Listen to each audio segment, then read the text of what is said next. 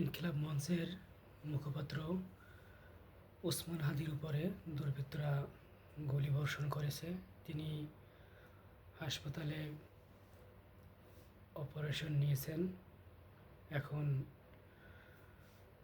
তার নিবিড় পর্যবেক্ষণ চলতেছে এবং সারা দেশে এর তীব্র নিন্দার প্রতিবাদ চলতেছে।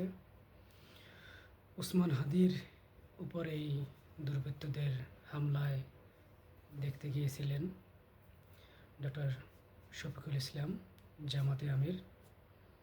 তারই বক্তব্য শুনি, তিনি কি বলেছেন।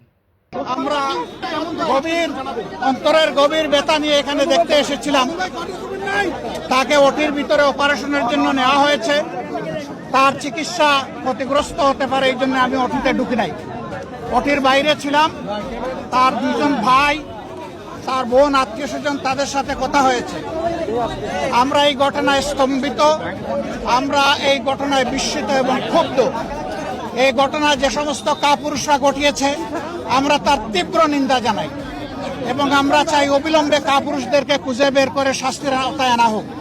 তবে একটা কথা, মেসেজ ভেরি ক্লিয়ার, এই জাতি কোনো গুলিকে পরোয়া করবে না ইনশাআল্লাহ। আমরা কোনো গুলির তোয়াক্কাও করি না।